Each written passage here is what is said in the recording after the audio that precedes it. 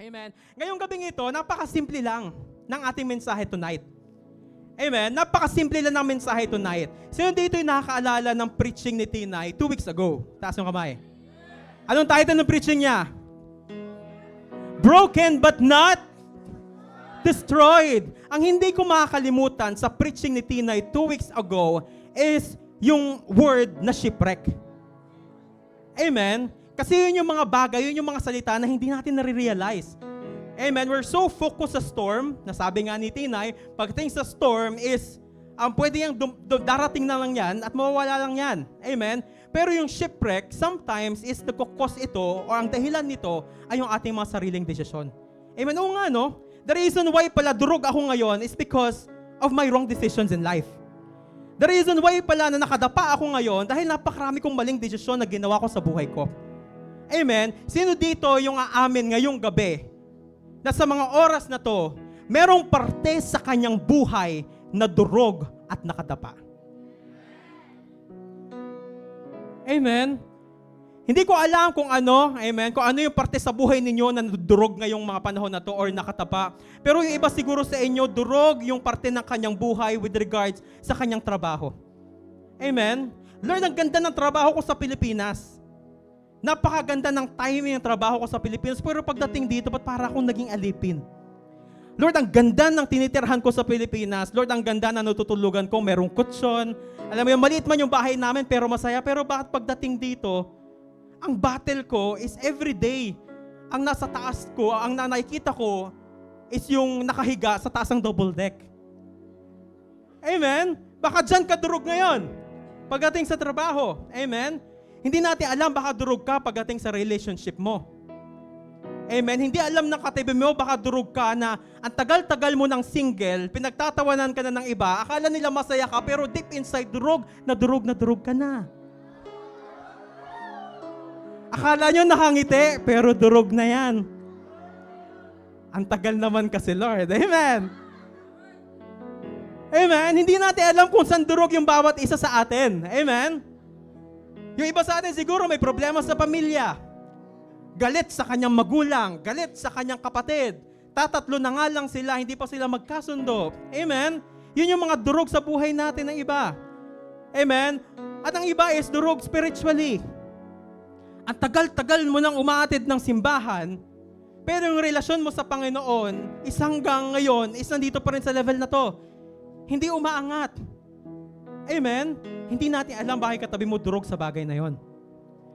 And then I believe, isa sa pinakadurog na maiisip natin ngayong gabi at makaka-relate tayo is durog pagdating sa finances. Tama. Durog pagdating sa pera. Amen? Nakadapa dahil sa pera.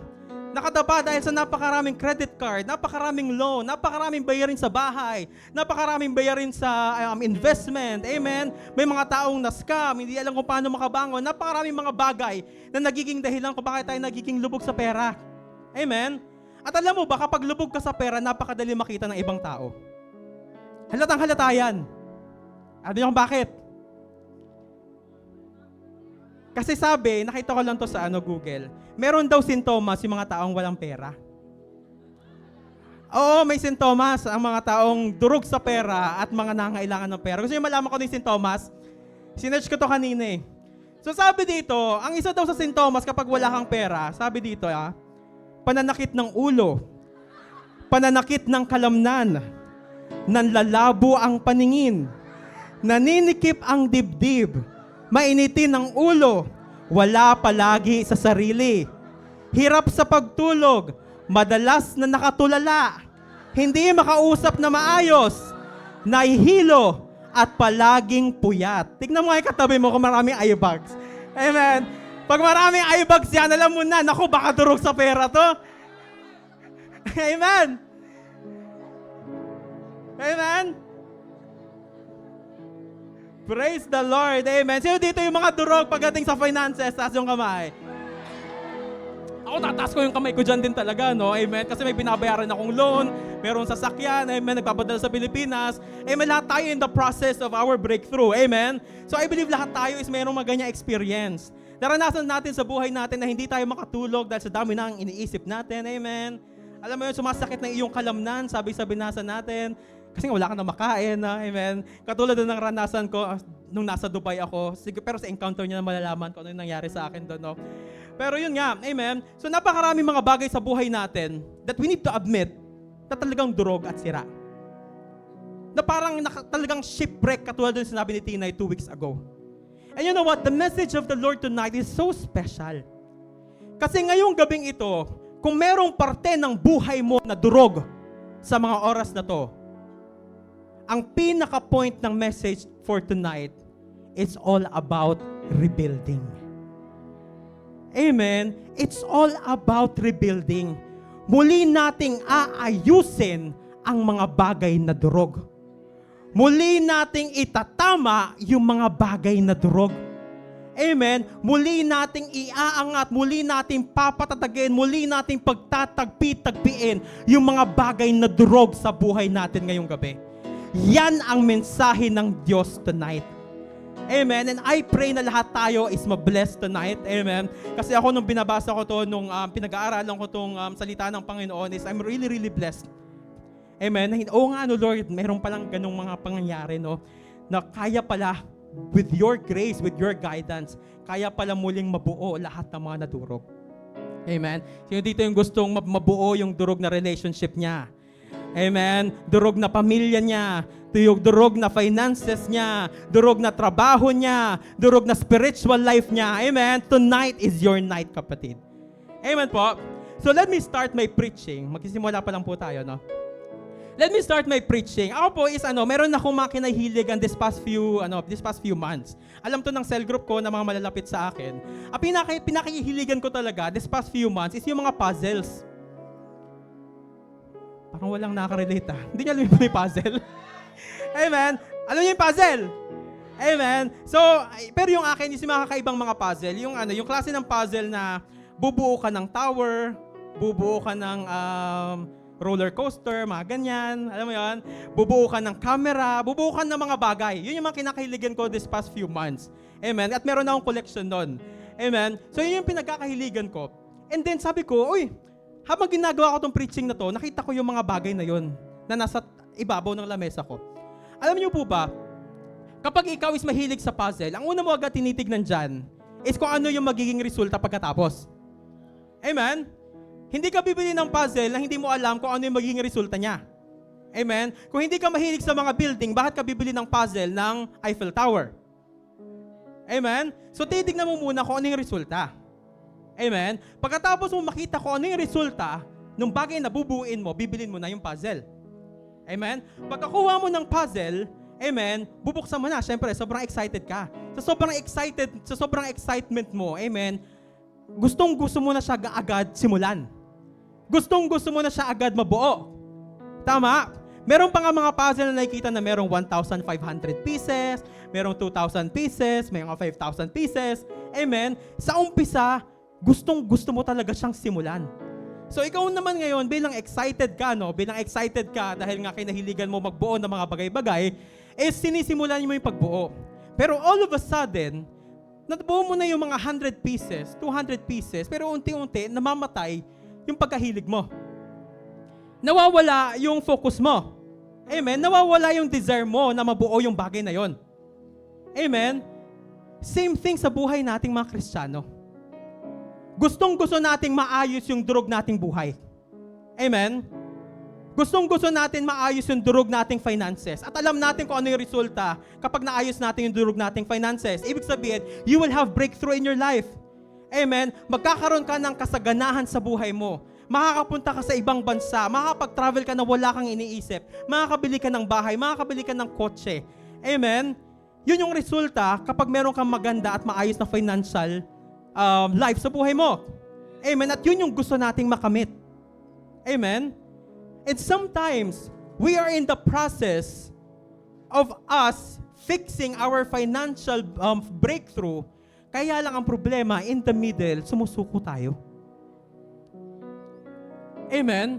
Gustong-gusto mong maging cell group leader. Gustong-gusto mong lumalim spiritually. So every Friday service, nasa Friday service ka. Every cell group, nasa cell group ka. Pero pagkatapos ng 3 buwan, pagkatapos ng 5 buwan, Amen, unti-unting napapatay yung apoy mo.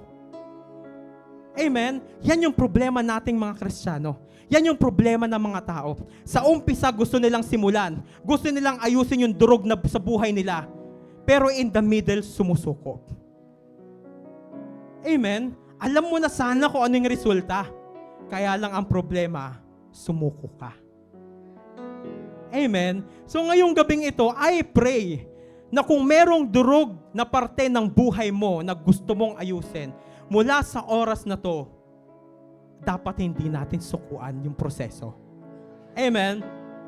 So tonight po, ang pag-aaralan natin ay buhay.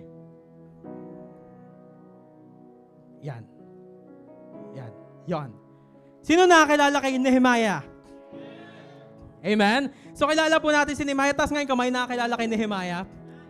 Amen. So praise God po. So si Nehemiah po ay isang Jew. Amen. Siya po ay isang cupbearer sa King of Persia.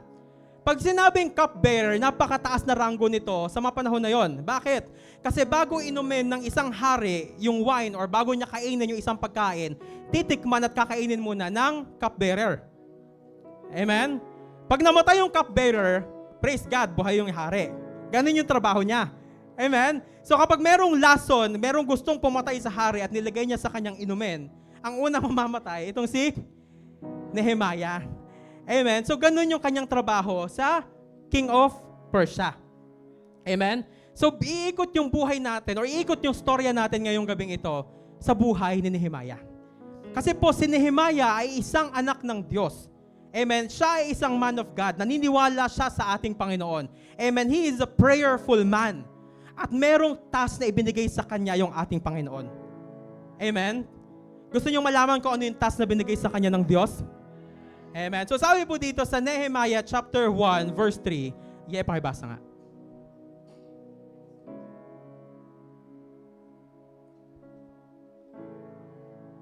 Praise. They said to me, "Those who survived the exile and are back in the province are in great trouble and disgrace. The wall of Jerusalem is broken down, and its gates have been burned with fire." Amen. Ang pinanggalingan po ng mga ninuno or ng pamilya ni Nehemiah ay sa Jerusalem. Amen. So sabi dito, merong balitang nakarating kay Nehemiah. Ang sabi dito, those who survived the exile and are back in the province are in great trouble and disgrace. Amen. Bakit? Anong nangyari? Sabi dito, the wall of Jerusalem is broken down and its gates have been burned with fire. Amen. So ang wall daw po ng Jerusalem ay durog. Amen. Ang wall ng Jerusalem ay sira. Amen. At nakarating yon kay Nehemiah. Amen. Alam niyo po ba kung gaano katagal nang sira ang walls of Jerusalem bago nakarating kay Nehemiah? Sabi po dito, it had been in ruins for around 140 years. So ang tagal ng sira ng wall, umabot ng 140 years. Amen? Pero ngayon lang, magkakaroon ng isang tao na gagamitin ng Diyos for it to be rebuilt. Amen? Sa buhay din natin minsan ganyan. Ang tagal-tagal na ng durog na parte ng buhay mo. Amen? Alam mo kung ano yung parte ng buhay mo na sira at parte ng buhay mo na durog. Pero minsan umaabot talaga ng ganyan katagal in order for us to have a desire to rebuild it. For us to have a desire to fix it. Amen? Amen po. So tignan natin kung ano nangyari. Nung narinig ni Nehemiah yung balita na yung walls ng Jerusalem ay durog at sira, sabi niya dito in Nehemiah 1:4, "When I heard these things, I sat down and wept. For some days I mourned and fasted and prayed before the God of heaven." Amen. Praise God. So before tayo mag-proceed ngayong gabing ito, isipin natin sa buhay natin, ano yung mga bagay na gusto nating ayusin? Amen?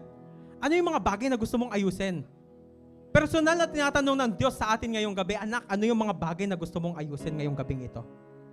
Amen? And as we go along, amen, dito sa message na to, tignan natin kung paano tayo tutulungan ng Diyos to fix that part of your life. Amen? Amen? Amen? Kung ikaw is nangangailangan ng pag-aayos again sa relationship, kung ano man yan, I want you to think of it right now. Gusto kong isipin mo to. Amen? Gusto kong pumasok ka sa pinakamalalim na parte ng puso mo ngayong gabi. Ano yung bagay na durog sa buhay mo ngayon? Ano yung bagay na gusto mong ayusin ng Diyos? Amen? So ngayong gabing ito, the Lord will teach us on how to rebuild. Paano nga ba mag-ayos? Amen? So the first thing that we need to know for us to fix what is broken in our life is number one is prayer and fasting.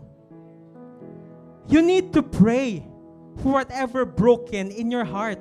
Amen. So sabi po dito sa Nehemiah chapter 1 verse 4, when I heard these things, nung narinig ni Nehemiah, I sat down and wept. Nung narinig niya yung problema, umupo siya at umiyak. For some days I mourned and fasted and prayed before the God of heaven. Amen. Nung nalaman niya kung ano yung problema, nung nalaman niya kung ano yung kailangang ayusin, hindi agad-agad siya kumilos. Amen? Ganun kasi tayo minsan gusto natin instant. Since alam ko na yung problema ko, kailangan ko gumawa ng solusyon ngayon din. Tama? Since alam ko na kung ano yung gusto kong mangyari sa buhay ko, dapat ngayon din kinabukasan gumawa ko ng solusyon. Pero si Nehemiah iba.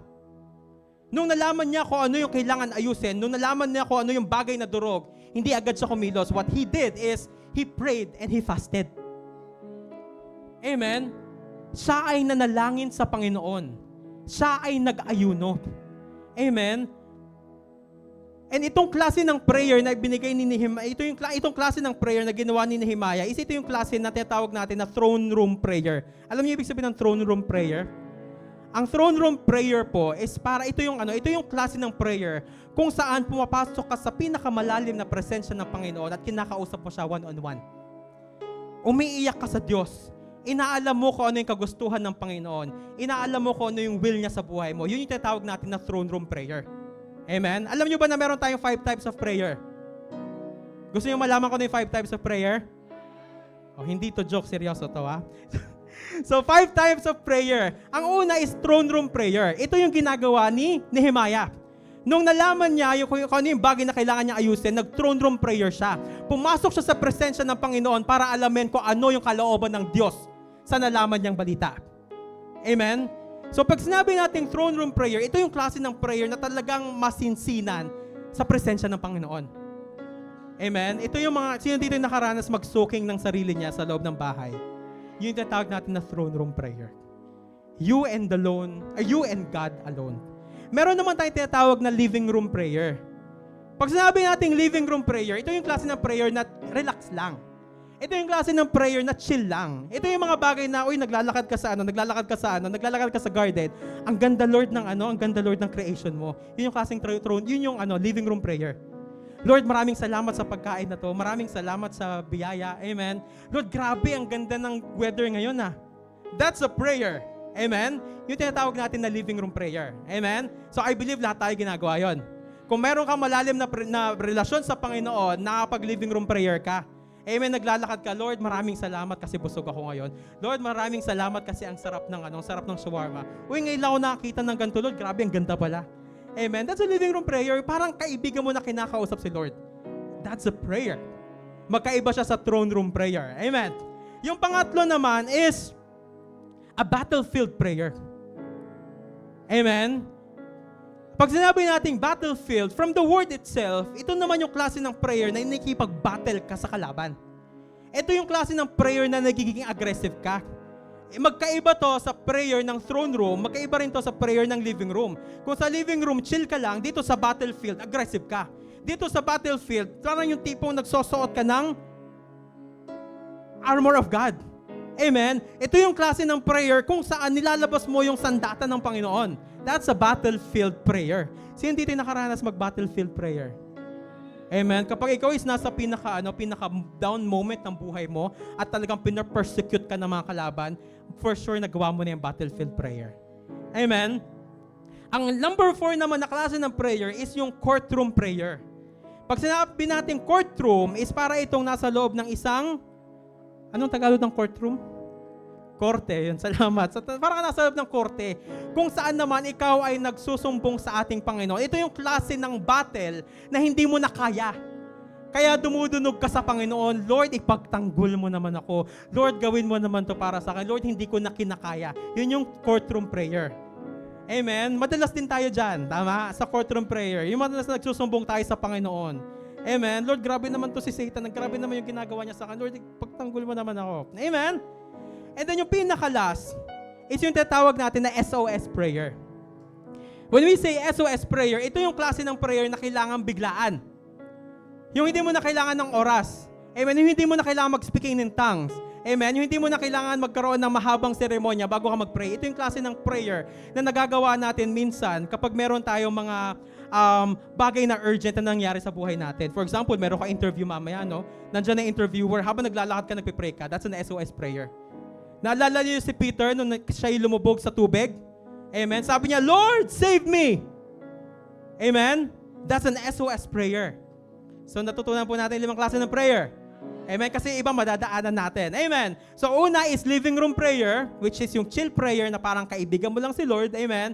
The throne room prayer, kung saan lumalalim ka sa presensya ng Panginoon at nagkakaroon kayo ng one-on-one conversation.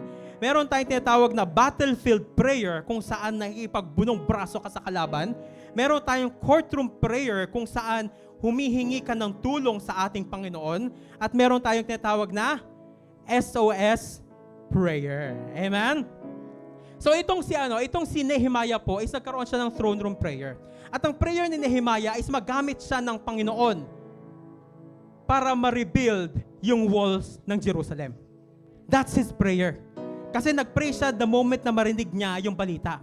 So meron siyang kagustuhan, meron siyang desire. Lord, Panginoon, gamitin mo ko for this mission. Gamitin mo ko for this purpose.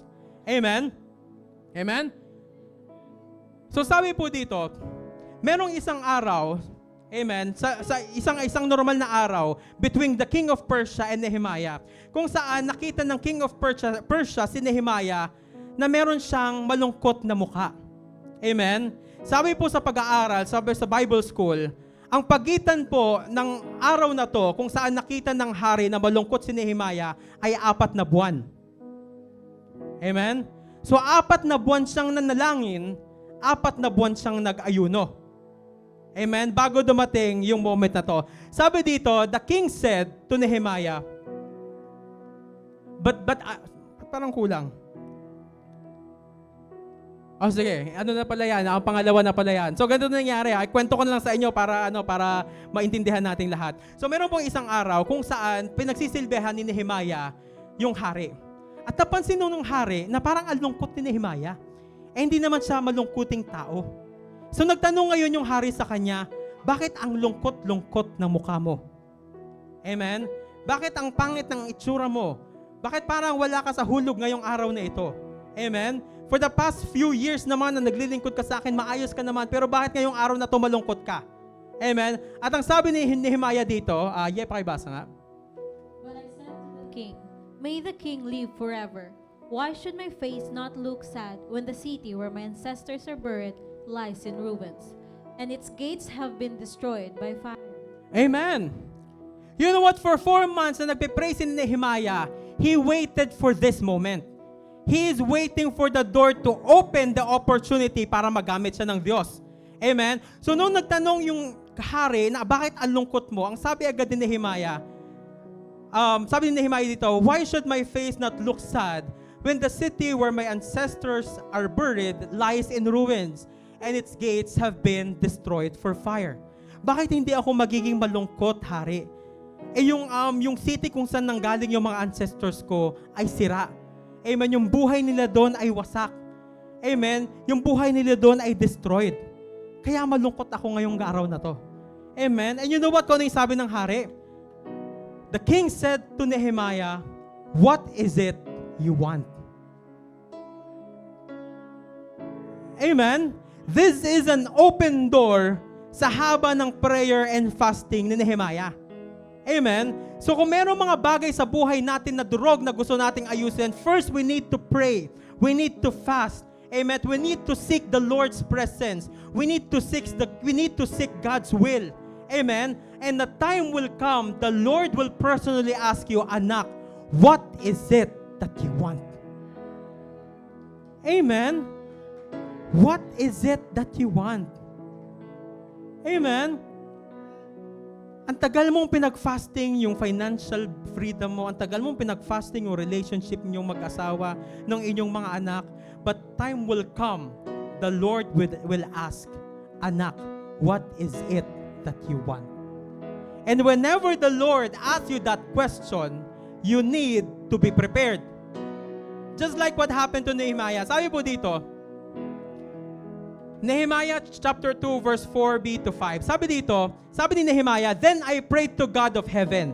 Uy, grabe no? Tinanong ng hari si Nehemiah and on the spot, he prayed to the God in heaven. Amen? Hindi ito yung klase ng prayer na kailangan niya ng mahabang oras para mag-soaking. Amen? Hindi ito yung klase ng prayer na kailangan niya ng magandang kwarto para makapag-usap sa Panginoon. Anong klaseng prayer to? It is an SOS kind of prayer. Amen? So the moment na tinanong ng hari, Nehemiah, what is it that you want? Agad-agad, he acknowledged God first. Amen? He prayed to God. At sabi niya sa hari, if it pleases the king, if it pleases you, my king, if your servant has found favor in his sight, let him send me to the city of Judah where my ancestors are buried so that I can rebuild it. Amen? So sinabi agad ni Nehemiah, kung ipagkakaloob mo, hari, aming hari, ipadala mo ko sa city of Judah kung saan sira ang walls of Jerusalem. Amen? Very, very specific. Ano pa yung sabi ni Nehemiah? Ipakibasa. I also said to him, if it pleases the king, may I have letters to the governors of Trans-Euphrates, so that they will provide me safe conduct until I arrive in Judah. And may I have a letter to Asaph, keeper of the royal park, so he will give me timber to make beams of the gates of the citadel by temple, and for the city wall, and for the residence I will occupy. And because the gracious hands of my God was on me, the king granted my request. Amen. Itong moment na to na pagtatanong ng hari kay Nehemiah kung ano yung gusto niya, biglaan to. Amen. Hindi nagkaroon si Nehemiah ng moment para mag-isip siya. Amen. Hindi nagkaroon ng moment si Nehemiah para upuan, ano nga ba yung kailangan ko? Umpisa pa lang alam na ni Nehemiah kung ano yung kailangan niya. Amen. So in the middle of his prayer and fasting, hindi lang siya basta nag-pray. Hindi lang siya basta nag-fast. He also planned. Amen. Whenever you pray, if there's something na gusto mong ayusin sa buhay mo, you need to pray, you need to fast, and you need to plan. Para the moment na tanungin ng Diyos, anak, ano ang kailangan mo, handa ka sa kung ano isasagot mo. Amen? Pag nagpe-pray ka ng trabaho, amen? Pag nagpe-pray ka ng trabaho, you're praying for a job, you're fasting for your job. Dapat alam mo na in your heart, ano yung klase ng trabaho na kailangan mo. Para pag tinanong ka ng Diyos, anak, anong trabaho ang kailangan mo? Lord, ganito yung gusto kong trabaho. Gusto ko merong 2 araw na pahinga. Gusto ko merong 10,000 na salary. Gusto ko merong yearly ticket na 2 beses. Amen? Amen? So you need to be specific and then you need to plan. Amen? If there's something that you want to rebuild, you need to pray, you need to fast, and you also need to plan. Amen? Plan beforehand. Kasi hindi natin alam kung kailan bubuksan ng Panginoon yung pintuan para maayos kung ano yung mga bagay na sira sa buhay natin. Dapat handa ka. Amen? So ito pa, sabi po dito, balikan natin yung verse. Sabi dito in verse 7, I also said to him, if it pleases the king. Amen? My king, if you pleases. Kung ano yun? Ang Tagalog nun? Ipapahalintulot mo lang. Ipapahiluntulot mo lang. Amen? If you will just allow, amen? If you will just allow my king, amen? Tignan nyo dito. Kapag ikaw is merong gustong ayusin sa buhay mo, babasahin natin, ito, hihimay-himayin natin tong chapter 2, verse 7 to 8. Pag meron kang bagay na gustong ayusin sa buhay mo, number 1 na kailangan mong gawin is, you need to ask for permission. You need to pray to God and ask for God's permission. Lord, yung plano ko ba na ayusin sa buhay ko is accordance to your will o hindi? Will you allow me, amen, to fix this part of my life?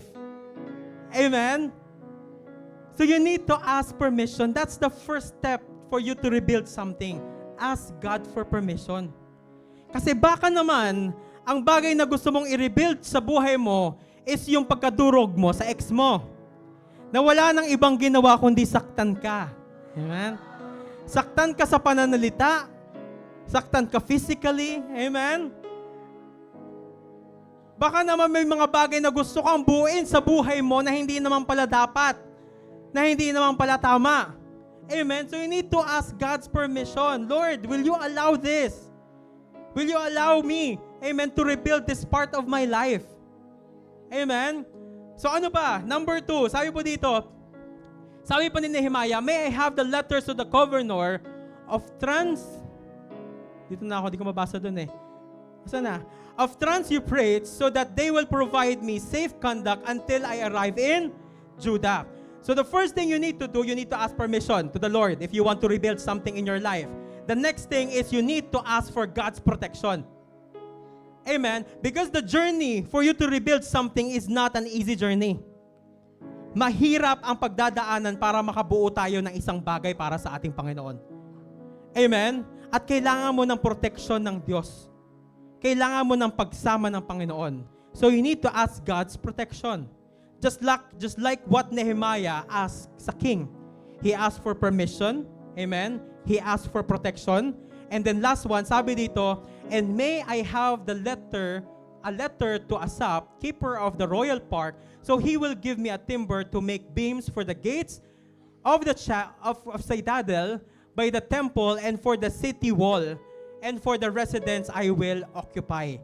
So sabi pa ni Nehemiah, nanghingi na siya ng permission, nanghingi siya ng protection, at ang pinakahuli is nanghingi siya ng provision. Amen? Whenever you want to build something in your life, you need to ask God's provision. Amen? Ask God's provision, mga kapatid. Amen? So ito yung first part. Amen? Ito yung unang parte para mabuo mo kung ano yung bagay na durog sa'yo. Una, you need to identify kung ano yung gusto mong mabuo. Amen? Second is you need to pray. You need to fast. You need to plan. What else? You need to ask God's permission kung Lord, tama ba to or hindi. You need to ask God's protection. Lord, kailangan samahan mo ko sa pagbuo ko na to. And you need to ask God's provision. Lord, kailangan hindi ako magkakaroon ng kahit anong problema. I will not lack anything. Amen. Sa pagbuo ko ng bagay na to sa buhay ko. Amen.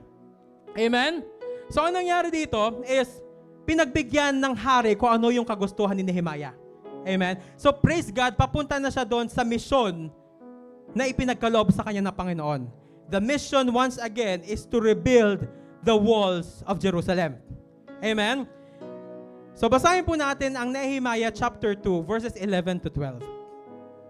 I went to Jerusalem, and after staying there 3 days, I set out during the night with a few others. I had not told anyone what my God had put in my heart so to do for Jerusalem. There were no mounts with me except the one I was riding on. Amen. So ngayon nung nagbigyan na si Nehemiah ng pagkakataon para pumunta sa kanyang syudad at ayusin yung walls na sira, amen, hindi siya agad kumilos. Ang ginawa niya is, hindi mo niya sinabi sa kahit kanino kung bakit siya naroroon. Amen? Ang ginawa po niya, pagdating niya sa Jerusalem, in-inspect muna niya yung wall. Umikot muna siya sa city. Tinignan muna niya kung ano yung mali. Amen? Tinignan muna niya kung ano yung kailangan gawin. Amen? Tinignan muna niya kung ano yung materyales na kailangang ayusin at kailangan nilang makuha. Amen? So sabi ko dito, Nehemiah took his time to assess. Amen? So, we as a Christian, we need to take our time to assess kung ano yung bagay na kailangan nating ayusin sa buhay natin. Amen? Gaya ng ginawa ni Nehemiah. Amen? Kailangan niya malaman kung ano yung size ng materyales, gaano kataas yung kailangan nilang, gaano kataas yung kailangan nilang ayusin. Amen? Same thing sa gusto nating buuin sa mga buhay natin. Amen? You need to assess. Baka naman kasi ang problema natin is gusto mo magkaroon ng financial breakthrough, but because you're not assessing kung ano yung kailangan mong ayusin para magkaroon ka ng financial breakthrough, doon ka nagkakaroon ng problema. Lord, gusto ko magkaroon ng financial breakthrough, so ito yung gagawin ko. Magkakaroon ako ng maraming trabaho. Pupunta ako sa napakaraming mga part-time. Amen? Mag-overtime ako, mag-i-invest ako. But if you will just inspect, if you will just assess the reason why you don't have that financial breakthrough yet in your life, ang problema mo pala is hindi ka nagbabalik ng kaloob mo sa Diyos. Amen? You want to fix something in your life, you want to fix your financial breakthrough, but you're not assessing the reason or yung kailangan mong gawin para maayos yon. Ang ginagawa natin, since hindi tayo nag-assess, ibang bagay yung ginagawa natin. Gusto kong yumaman so magtatrabaho ako. Gusto kong yumaman so gagawin ko to. Gusto kong yumaman so gagawin ko to. Amen? But if you will just assess, anak, ang kailangan mo lang naman pala is not for you to do those things. Amen? Financial breakthrough will follow. All you need to do is to be obedient sa pagbibigay mo ng kaloob sa Panginoon. Amen? Yan minsan yung pumipigil sa atin eh. Amen? Para maayos natin yung kailangan natin ayusin sa buhay natin kasi hindi natin ina-assess kung ano ba yung problema. Amen? Gusto mong magkaroon ka ng malaking cell group. Sino dito gusto magkaroon ng malaking cell group? Taas yung kamay. Wala, ayaw nila magkaroon ng malaking cell group. Ayaw nyo ba magka-cell group? Nasa yung kamay? Oh Lord, tignan mo yung mga sakop ng vision. Amen. So sabi ko dito sa isa ko example, gusto mong bumuo ng napakalaking cell group. Gusto mong maging isang maayos sa cell group leader. Amen. So ang gagawin mo ngayon sa buhay mo, okay. Kasi in order for me, para magkaroon ng maraming cell group, kailangan magkaroon ako ng maraming oras, sipagan ko sa ministry, kailangan pumunta sa iba't ibang mga lugar, iba't ibang mga bahay to win the souls of other people. Amen. Praise the Lord kapag gano'n ang ginagawa. Pero bakit ano nangyayari, Lord? Bakit imbis na dumami yung cell group ko, bakit hindi sila nare-retain? Bakit hindi sila nadadala sa simbahan? Amen. And maybe because if you will just think about it, kasi yung solusyon na ginagawa mo, tama, pero it's not yet the time. Baka kasi ang gustong ayusin ng buhay ng Diyos sa buhay mo, if you will just assess yourself, baka gusto mo nang ayusin ng Diyos sa buhay mo, yung submission mo na puso. Amen? Yung pagkakaroon mo ng obedient heart. In order for you to have a successful cell group, kailangan mo muna magkaroon ng submissive heart, obedient heart. Amen? So you need to assess. Ang problema kasi, nagpupunta tayo agad into conclusion. Amen. Ito yung gusto kong mangyari, so ito yung gagawin ko without us assessing kung ano yung dapat gawin. Amen. So just like what happened to Nehemiah, we will take Nehemiah as an example. Amen. He assessed first. Alam niya na yung mission niya, bubuuin niya yung city, pero hindi niya agad ginawa, hindi niya agad pinagsabi. Ginawa niya, inassess muna niya ano yung kailangang ayusin. Sang parte ng wall yung kailangang ayusin. Amen?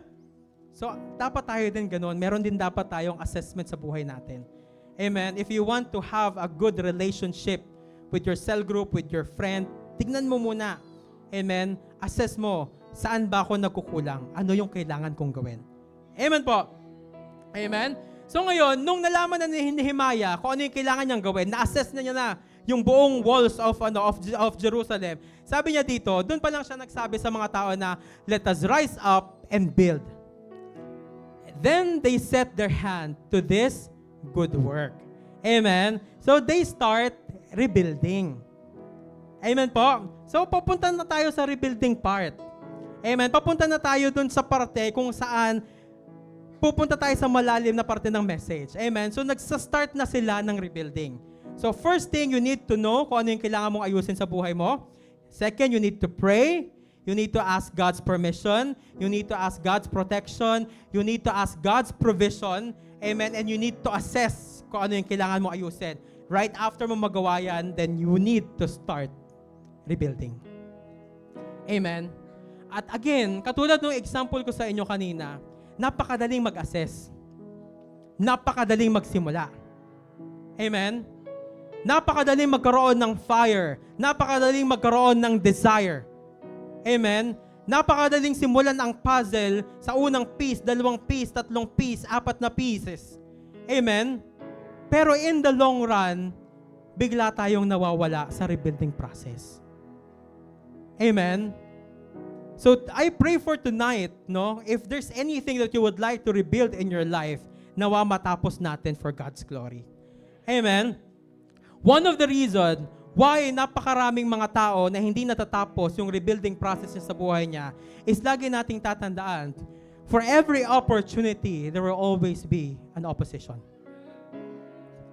Pag merong magandang oportunidad sa buhay mo, meron kang magandang plano para sa buhay mo, opposition will come. Amen? Sabi ko dito, when you discover your vision, the enemy will also discover you.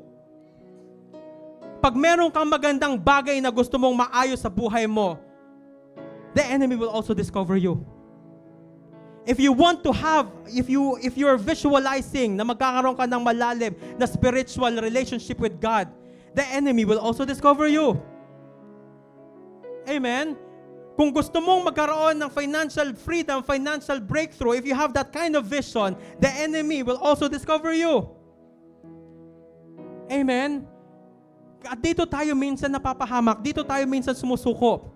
Amen? Ang daling magsimula, pero ang hirap tapusin. Amen? Sabi nga dito sa sa simbahan natin, no, it is not about how we started our race, but it's all about how we finish the race. Napakadaling magsimula. Pero anong nangyayari? Bakit hindi tayo natatapos? Amen? So kapag meron kang bagay na gustong gawin para sa Diyos, diyan ka lalapitan ng demonyo. Diyan ka pababagsakin ng kalaban. Pag nakikita niya nagiging maayos yung buhay mo, diyan ka niya unti-unting bibigyan ng kasinungalingan. Diyan ka niya unti-unting hihilain pababa. Amen? Yung excited kang magsimula na new chapter na ng buhay mo. Pero biglang sobrang daming mga pagsubok yung nangyayari. Amen? Yung excited kang baguhin na lahat ng buhay mo, yung excited kang magbago para sa Panginoon. Pero bakit nga ba, Lord, mas lalong naghihirap pa? Amen? Ba't lagi mas lalong hindi kinakaya? Amen? Bakit mas lalong umiiyak? Ba't mas lalong humahagulgol? Amen? Ang gusto ko lang gawin naman, Panginoon, is ayusin kung ano yung nararapat para sa iyo. Amen? So si Nehemiah po is hindi nakaligtas sa opposition.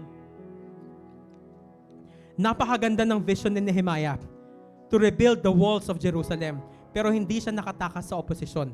Amen? So sabi po dito sa Nehemiah chapter 4 verse 3. Now Tobiah the Ammonite was beside him, and he said, "Whatever they build, if even a fox goes up on it, he will break down their stone wall." Amen? Kapag ikaw is nag-decide na sa buhay mo na magbabago ka na, amen? Pag ikaw is nag-decide na sa buhay mo, na aayusin mo na yung buhay mo, yung pagkatao mo, ang unang gagawin ng kalaban is bubulungan ka ng mga bagay na kasinungalingan. Amen? Unti-unti kanyang papabagsakin psychologically. Sabi dito, sabi ng mga kalaban ni Nehemiah, whatever they build, if even a fox goes up on it, he will break down their stone wall. Kumbaga, ang sabi dito sa Tagalog is, kahit isang hayop lang yung umakyat sa wall na yan, babagsak agad yan. Amen? Hindi magiging maganda yung pagbuo nyo sa wall na yan. So bakit nyo pa kailangan simulan? Bakit nyo pa kailangan gawin? Wala rin naman mararating yung gusto nyong mangyari sa buhay ninyo. Same thing with our life. Gusto mo nang mabago, gusto mo nang maitama yung buhay mo, sasabihin sa'yo ng demonyo, ano ka ba, hindi mo rin naman kaya yan. 1 year ka lang, babalik ka rin sa dati. 5 months lang, babalik ka din sa dati. Amen? On fire ka ngayon? Audition ka sa ministry, on fire ka? Tingnan natin. 3 months lang yan, 5 months lang yan, babagsak ka din. Those are the lies of the enemy na binubulong sa'yo every time na meron kang gustong gawin para sa Diyos. Amen? Papasok ka sa ministry ng Panginoon, papasok ka sa ministry ng church, ay, ang dami palang ginagawa. Amen? Ang dami palang kailangan provision, ang dami palang kailangan gawin sa buhay para mapagpatuloy sa ministry. Then bubulong ka ng kalaban, wag na. Tigil mo na yan. Tigil mo na yung kahibangan na yan. Kasi at the end, babagsak ka din. Those are the lies of the enemies. And sometimes doon tayo nagpo-fall. Gusto mo na sana magsimula. Gusto mo na sanang ayusin. Gusto mo na sanang mabuo. Pero sa simpleng kasinungaling ng kalaban, bumagsak ka agad. Amen? Again, the moment na lumalim ka sa presensya ng Panginoon, the moment na marami kang gustong ayusin sa buhay mo para sa glory ng Diyos, ang daming mga tao na magsasalita against you. Amen? Alam niyo ba ang ginawa nito ni Nehemiah? Kasi nakarating sa kanya yan eh. Na merong mga tao na tumutuligsa sa ginagawa nila. At ang sabi ni Nehemiah, prayerful to si Nehemiah, nag-pray siya ulit. Amen? Gusto niyo malaman kung anong klase ng prayer ni Nehemiah? Hulaan nga natin. Tingin niyo, throne room, battlefield, or courtroom? Ha? Battlefield? Courtroom? Anong horror? Amen? So sabi mo dito, no? Tingnan natin, sabay-sabay nating i-identify. Sabi dito, pakibasa. Hear us, our God, for we are despised. Turn their insults back on their own heads. Give them over as plunder in a land of captivity.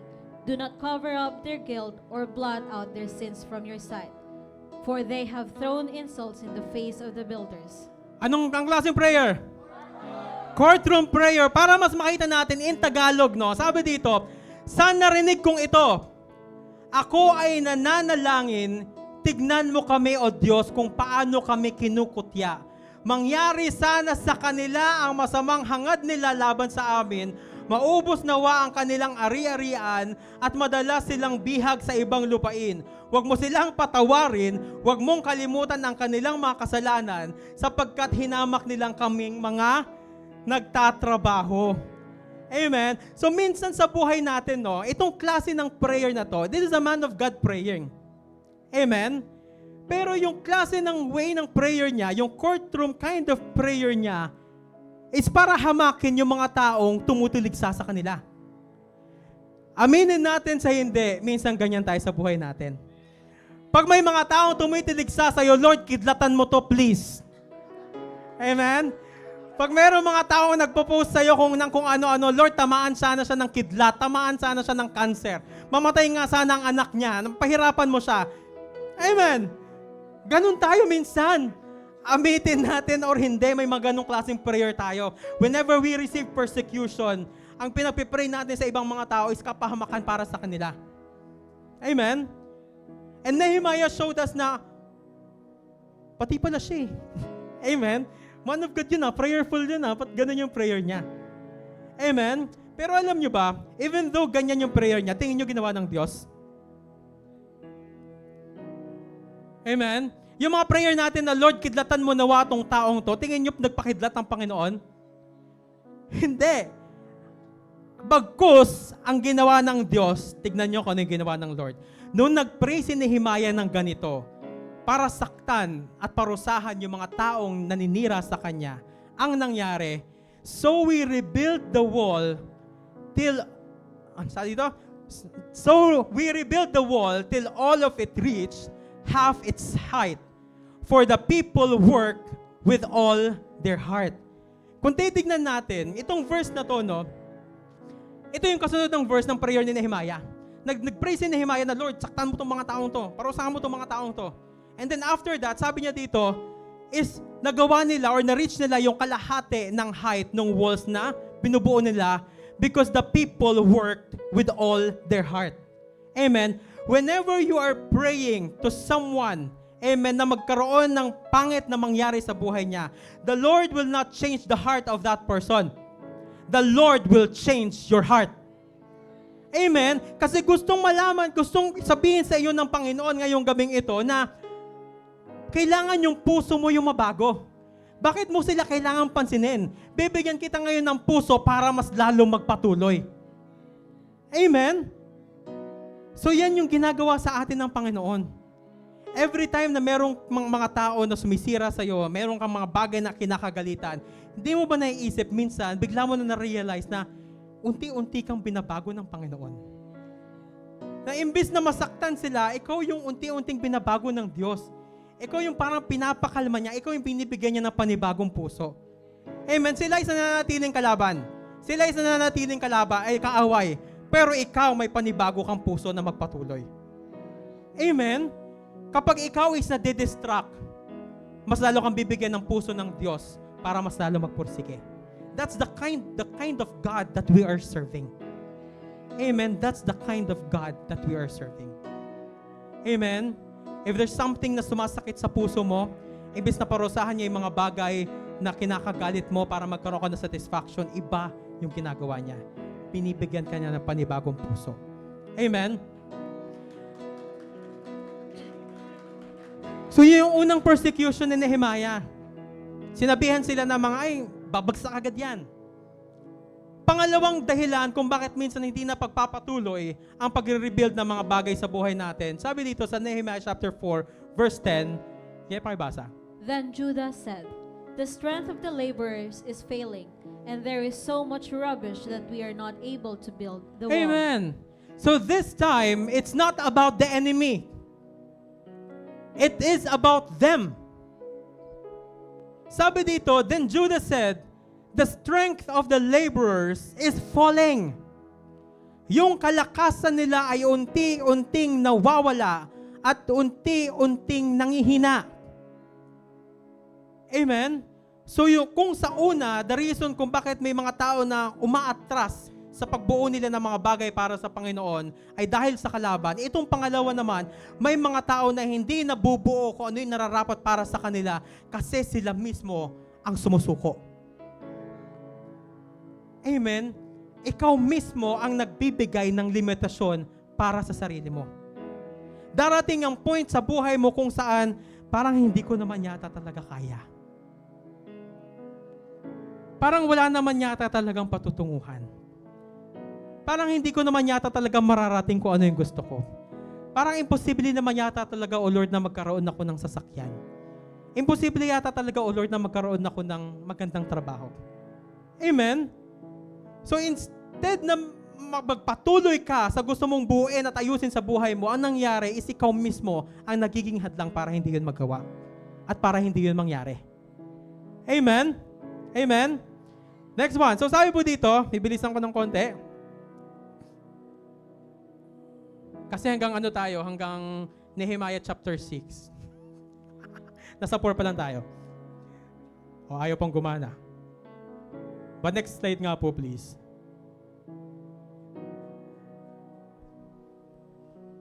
Next slide. Next slide. Hintayin natin sila. Amen. Sino din may natututunan? Amen. Alam nyo bang wala pa yung title ng message? Kaya binibilisan ko na. Amen. Nasaan na? Ito, pakibasa ye. And our adversaries said, "They will neither know nor see anything till we come into their midst and kill them and cause the work to cease." Amen. Kung kanina, ang plot ng mga kalaban ay sirain lang sila sa pamamagitan ng pananalita. Amen. Nasabi nila, naku, pag umakyat lang dyan yung isang hayop, babagsak yung babagsak yung wall nyo. This time, ito is physical na. Amen. Meron na talaga silang threat. Meron na talaga silang plano. Sabi dito, kill them and cause their work to cease. This time, hindi lang basta salita yung binitawan ng kalaban. Personal nilang sinasabi na pupunta kami dyan. Amen? Pupunta kami sa wall na binubuo ninyo, papatayin namin kayo para mahinto yung ginagawa ninyo.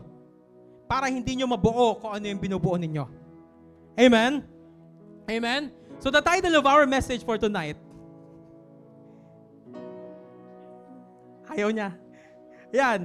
The title of our message for tonight is Rebuilding What is Broken. Excited na ba kayo sa pagsisimula natin? Hindi, mabilis lang to. Amen. So sabi po dito, the title of the message is Rebuilding What is Broken. So we understand now, naintindihan natin, bago tayo pumunta sa title na to, naintindihan na natin na we need to assess kung ano kailangan natin buuin sa sarili natin. Naintindihan na natin na kapag ikaw is merong gustong buuin sa buhay mo, ay maraming mga persecution na darating sa'yo. Maraming kasi nungalingan ng demonyo na darating sa buhay mo. Ikaw mismo may pagkakataon na pwede ka mapagod. Amen? Magkakaroon ng threat para sa buhay mo. Amen? Para sa spiritual mo, para sa sarili mo. Amen? So tonight, meron lang akong 3 na ibibigay sa inyo. The 3 principles of rebuilding. 3 principle lang to. Amen? Pa-next slide nga po, number 1. Sabi po dito, the first principle, kapag ikaw is nagre-rebuild ng something para sa Diyos, you need to build and you need to battle at the same time. You need to build and battle and you need to battle to build. So sabi po dito sa Nehemiah chapter 4 verse 14, pakibasa nga yan. Next slide please. After I looked things over, I stood up and said to the nobles, the official and the rest of the people, don't be afraid for them. Remember the Lord who is great and awesome, and fight for your families, your sons and your daughters, your wives and your homes. Amen. Nung nagkaroon sila ng threat, amen, mula sa kanilang kalaban, ang sinabi ni Nehemiah sa kanila, do not be afraid of them. Amen. Remember the Lord who is a great and awesome, and who will fight for your families, your sons and daughters, your wives and your homes. Next slide. Pakibasa po. Those who carried materials did their work with one hand and held a weapon in the other. Amen. Ito na yung first principle of rebuilding. Rebuilding is not an easy journey. Amen. Rebuilding is not an easy journey. Hindi to smooth sailing. There is battle in between. So in order for you to succeed, you need to build while battling. Or you need to battle while building. So sabi po dito, ang naging plano nila Nehemiah nung nakatanggap sila ng threat mula sa kalaban, those who carried materials did their work with one hand and held a weapon in the other. Habang sila is nagbubuo, habang sila is ginagawa yung walls ng Jerusalem, habang nagpupukpuk sila, meron silang sandatang nakakabit sa mga bewang nila. They are preparing themselves. Nagpe-prepare sila kung sakaling merong battle talaga na mangyari. Pakita nga natin yung next slide. So ito yung itsura nila. Nagtatrabaho sila. Tignan nyo yung bewang ng isang lalaki. Meron siya dyang parang itak. Amen? So sa buhay natin, in the life of rebuilding mga kapatid, no? Kung ikaw ngayon is nagbibuild ka ng financial breakthrough mo, at the same time, you are also battling with depression. Amen. Kung ikaw ngayon is binibuild mo yung sarili mo para maging maayos yung buhay ng pamilya mo, at the same time, you are battling with cancer. Kung binubuo mo yung sarili mo ngayon para maging isang maayos na Kristiyano, maging maayos na cell group leader, at the same time, you are battling opposition ng mga ibang mga tao. Amen. That is the principle of rebuilding. You are building something at the same time, you need to be prepared for a battle. Amen. Kasi meron talagang battle in the middle of our rebuilding. Hindi mawawala yan. Hindi mawawala yan. Amen. So you need to be prepared. You need to be prepared at all times. Amen po.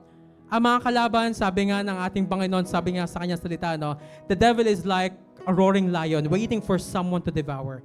The enemy will always be there. You need to fight. You need to be ready. You need to be prepared. Amen? So ngayon sa buhay natin, kung meron kang gustong ayusin sa buhay mo, meron kang gustong itama sa buhay mo ngayon para sa ating Panginoon, you need to be prepared for a battle. Kasi hindi ka titigilan ng kalaban. Amen? Gaya ng mga trabahador na to, meron silang hawak na martilyo, meron silang hawak na tiles, meron silang hawak na stone, at the same time, meron silang hawak na panglaban para sa mga kalaban nila. Amen? Kaya ang hirap magpatuloy, ang hirap mabuo yung kailangan natin buuin sa buhay natin. Kasi in the middle pa lang, pagod na tayo sa paglaban. Amen? Amen? Alam mo yun, yung nagpipray ka na binibuild mo yung sarili mo na kailangan healthy ka palagi. Alam mo yun, kumakain ka ng healthy para humaba yung buhay mo. Pero on the other hand, biglang yung isang pamilya mo is merong sakit. Yung isang kapamilya mo is merong cancer, merong leukemia. Amen. You are praying for you to be built and at the same time you are battling for them. Amen. So if you want to rebuild something in your life, you need to be prepared for a battle. Amen. Next slide, please. Those who carried materials did their... Next pa.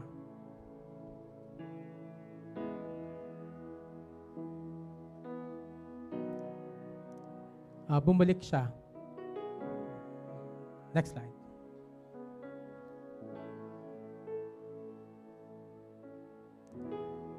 Ayan, sige, pakibasa yung Nehemiah chapter 6 verses 1 to 2. When word came to Sanballat, Tobiah, Geshem, the Arab, and the rest of our enemies that I had rebuilt the wall and not a gap was left in it, though up to that time I had not set the doors in the gates. Sanballat and Geshem sent me this message: Come, let us meet together in one of the villages on the plain of Ono. But they were scheming to harm me. Amen. So ito po yung mga pagkakataon, amen, dito si Nehemiah yung personal na pinadalhan ng mensahe ng kanyang mga kalaban. Amen. Gusto nilang talunin si Nehemiah.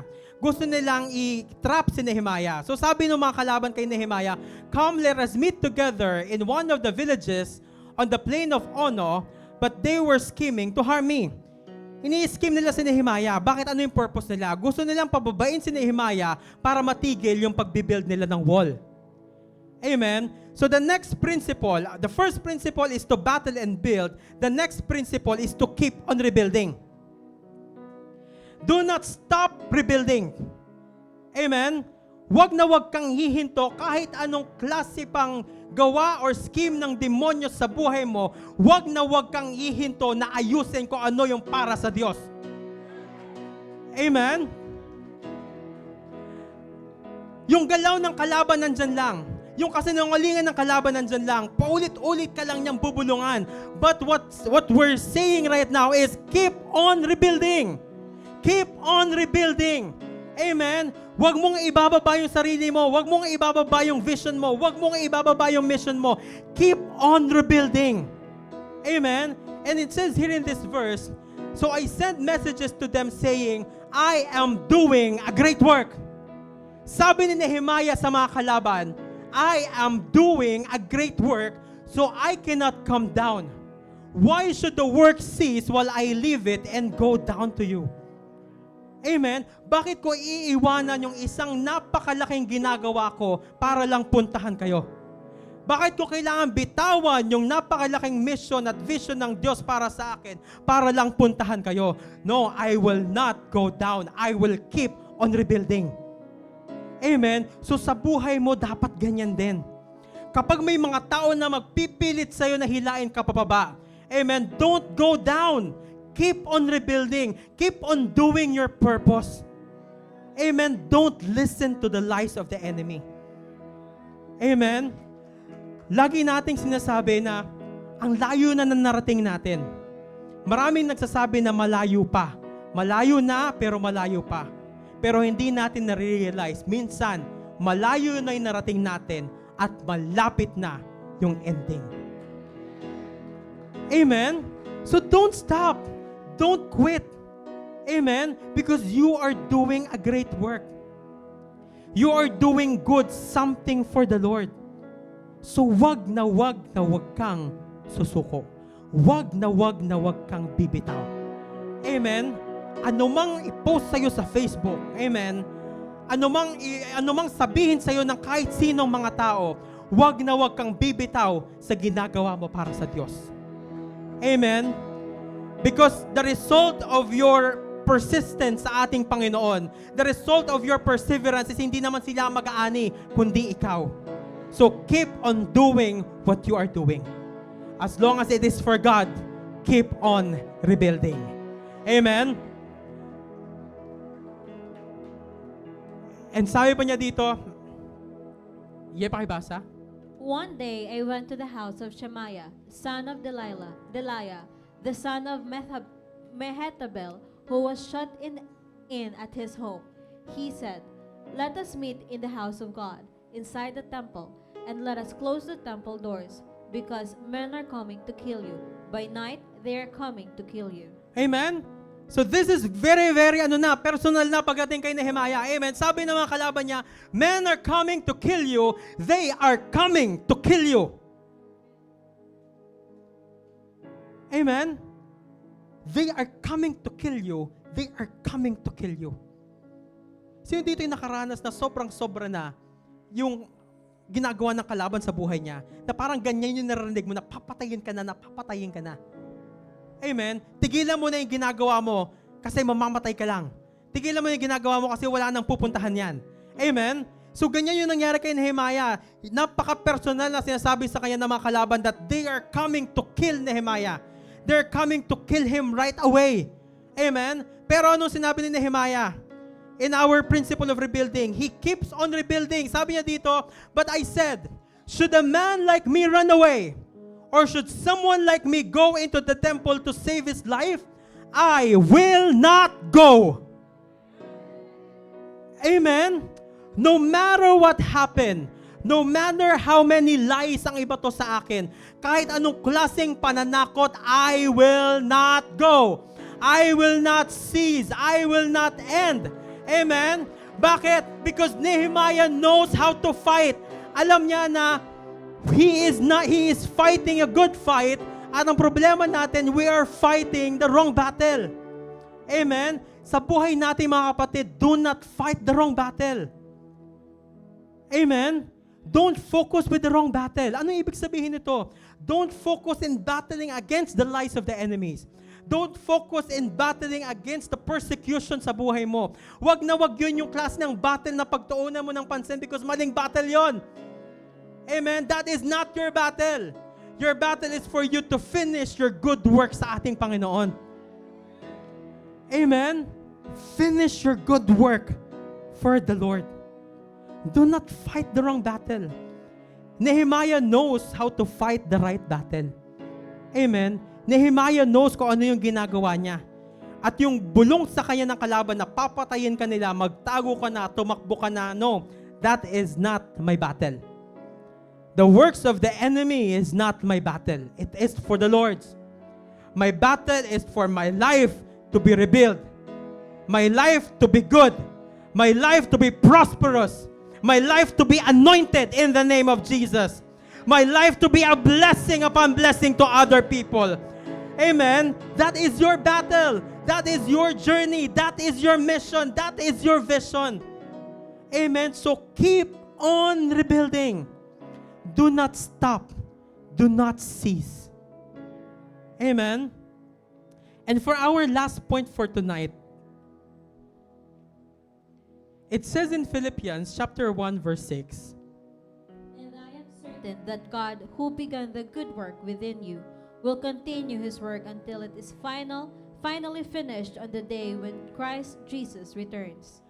sabi dito sa verse na to, and I am certain that God, who began the good work within you, will continue His work until it is finally finished on the day when Christ Jesus returns. Anong ibig sabihin nito?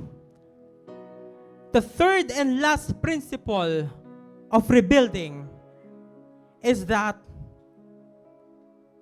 if it is not good, then He is not done.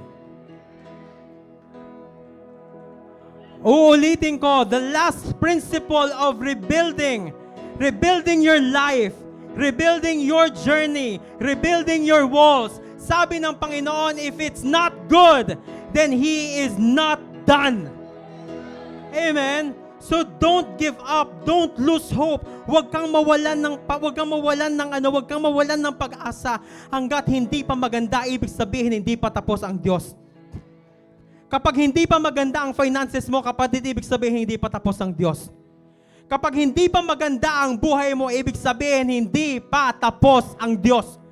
Amen? Kapag hindi pa maganda yung buhay ng pamilya mo, ibig sabihin hindi pa tapos ang Diyos sa'yo. Amen? Kaya huwag kang susuko, huwag kang mapapagod.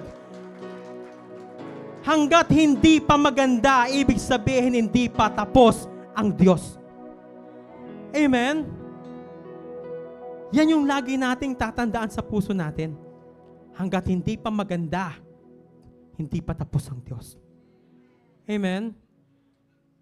Grabe, ang dami kong babayaran. Ang dami kong problema. Kapatid, kung hindi pa maganda, hindi pa tapos ang Diyos. Amen? Bubulungan ka ng asawa mo, honey, ang laki ng bayarin natin sa ADDC. Ang laki ng bills natin. Sasabihin mo na sa kanya, honey, kung hindi pa maganda yan, hindi pa tapos ang Diyos. Amen? Ganun lang. Kapag meron pang hindi maganda sa buhay mo, hindi pa tapos ang Diyos. Kung meron pang hindi nabubuo sa buhay mo na hindi maganda, hindi pa tapos ang Diyos. Amen? Kaya kapag may disciple na tumawag sa'yo, Nay, Tay, meron akong problema, ang pangit ang nangyayari sa buhay ko. Anak, kung hindi pa maganda, hindi pa tapos ang Diyos. Sasabihin ng disciple mo, Amen po. Amen? Ganun lang kadali ang buhay.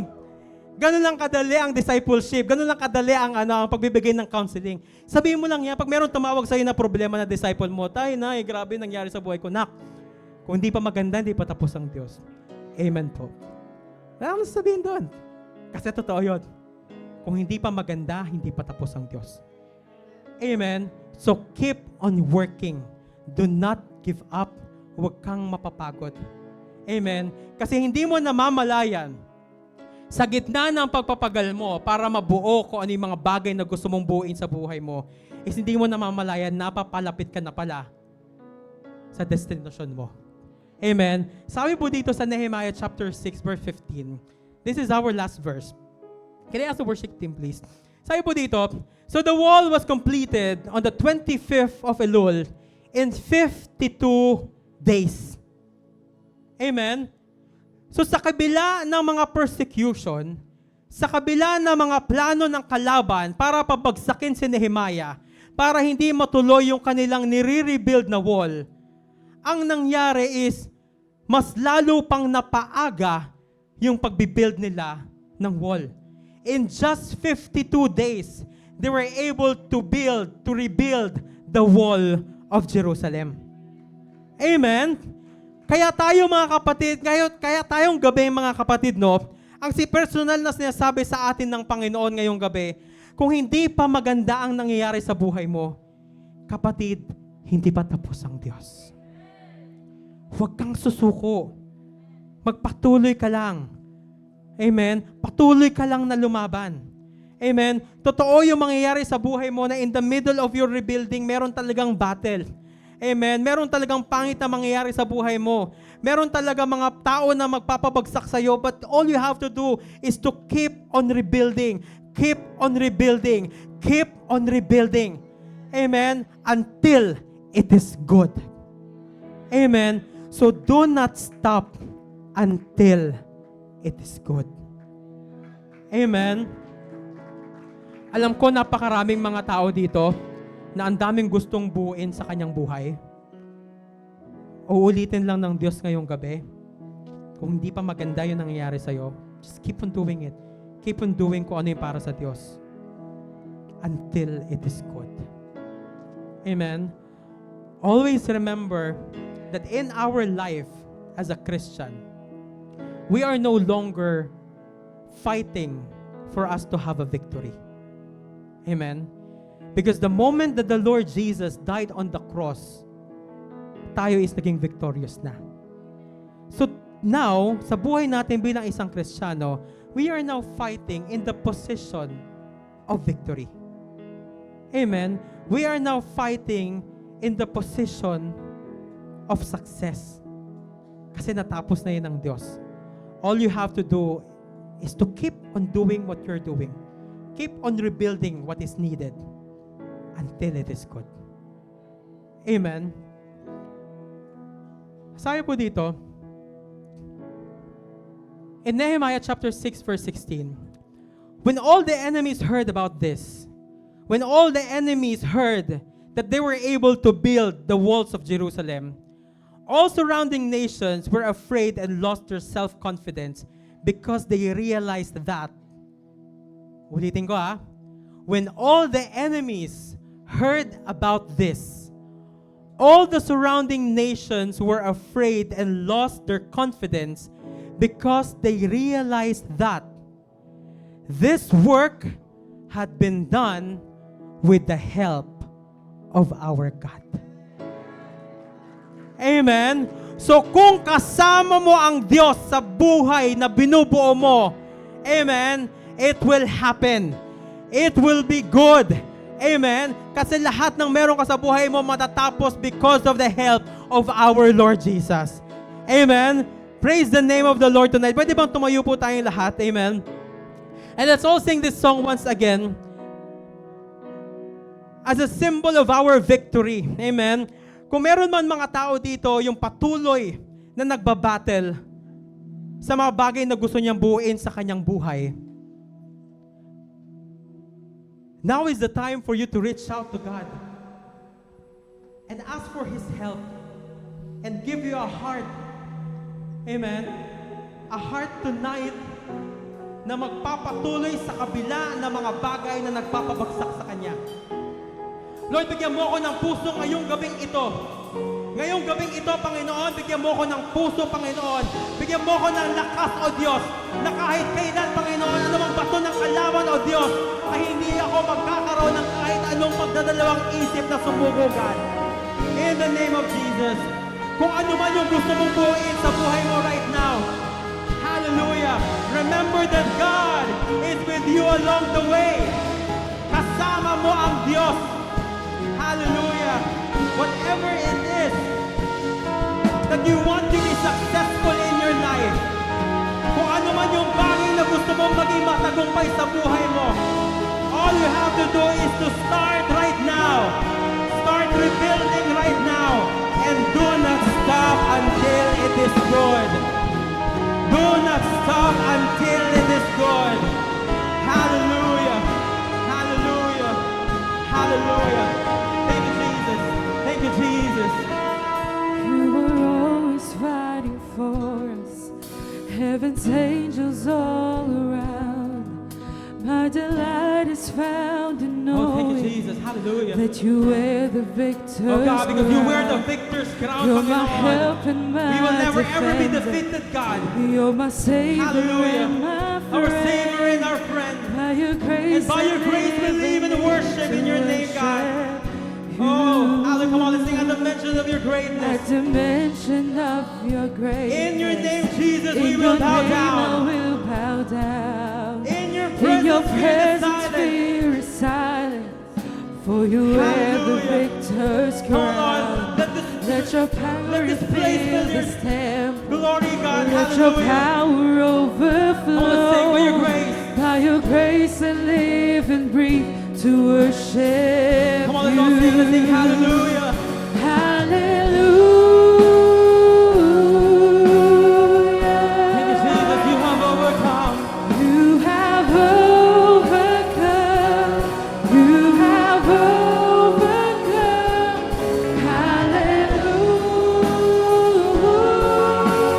Hallelujah. Jesus, you have overcome the world. You know what? In your life, in your battle right now, you will overcome because of our Lord Jesus. Hallelujah. So don't stop, don't quit.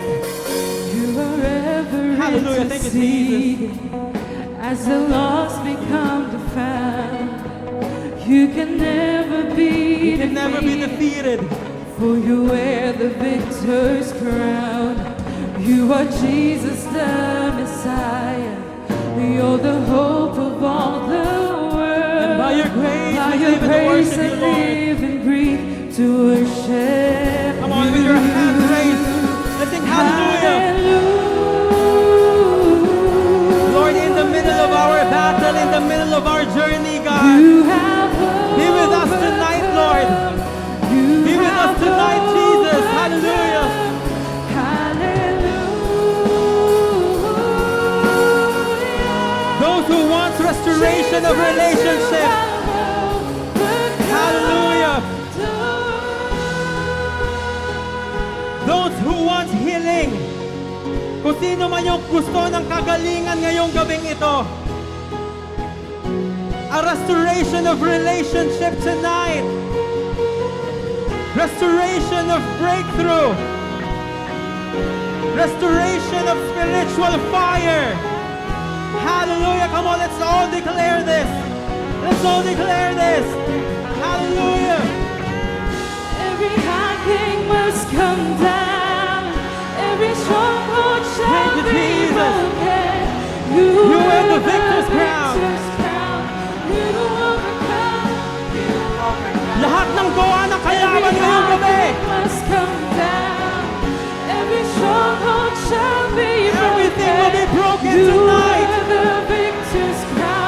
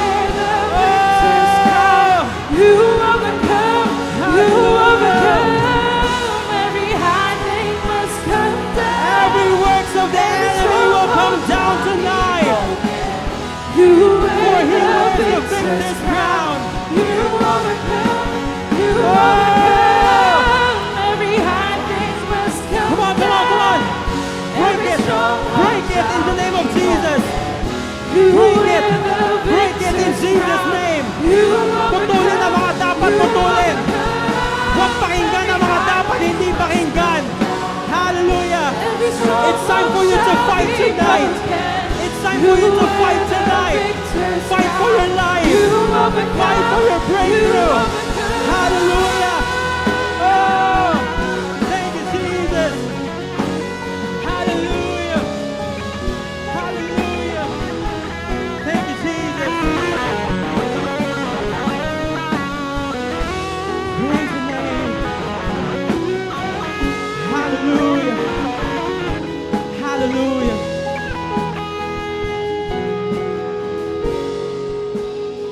Let's declare. At the cross the work was finished. You were buried in the ground, but the grave cannot contain you, for you wear the victor's crown. Hallelujah. Hallelujah. Thank you, Jesus. Thank you, Jesus.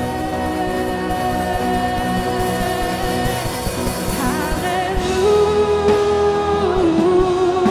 Oh, you deserve a hallelujah, God. You have overcome. You deserve a hallelujah. You have overcome. Hallelujah.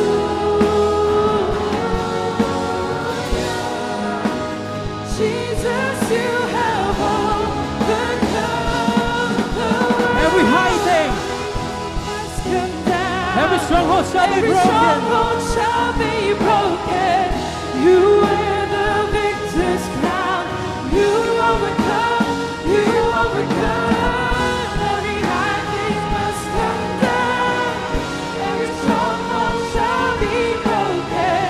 You wear the victor's crown. You overcome. You overcome. Oh, hallelujah. Praise the name of the Lord tonight. Hallelujah. You know what? Before we go home tonight, let's just sing one another song. Yung kanta na pwede nating baunin paglabas natin ng pintuan na yan. I will not ask anyone to come in front. I just want you to feel the gift of God tonight. I just want you to receive the promise of God. I just want you to receive tonight the promises of the Lord. I want you to receive tonight the comfort of our Lord. I want you to receive tonight the love that comes from Him. Before we go home tonight, gusto kong ma-receive ninyo yung pagpapala at pag-asa ngayong gabing ito. So if you want to receive it, I just want you to raise your hands. No need for you to come. Just raise your hands if you want to receive it tonight. Yung mga taong nanghihina ngayong gabi, papalakasin ng Diyos. Yung mga taong dapat pasukuna ngayong gabi, muling papalakasin ng Diyos. Hallelujah. Hallelujah. Thank you, Jesus. Come on, let's sing this song.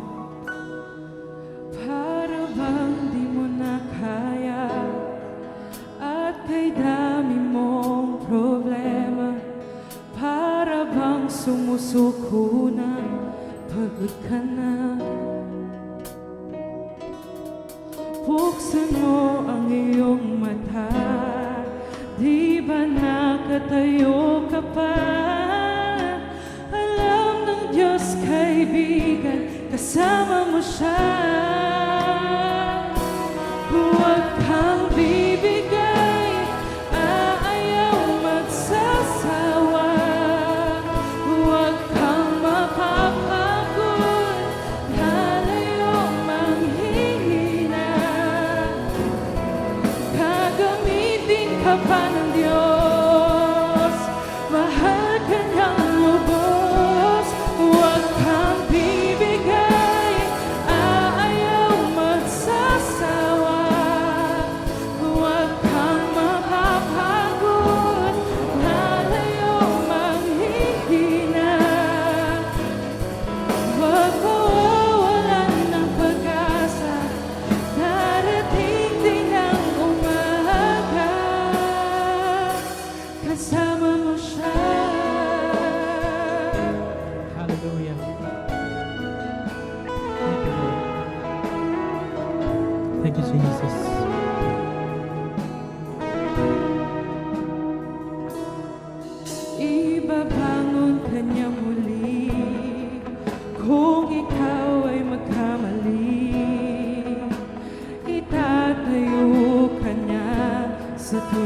nadarapa. Malayo na ang iyong narating, wala nang babalik ang muli. Kaya mo yan, kaibigan, kasama mo siya. Huwag kang bibigay, aayaw magsasawa. Huwag kang mapapagod, lalayo manghihina. Gagamitin ka pa ng Diyos, mahal ka niyang lubos. Huwag kang bibigay, aayaw magsasawa. Huwag kang matatakot, lalayo manghihina. Si Jesus siya ang pag-asa, darating din ang umaga. Kasama mo siya.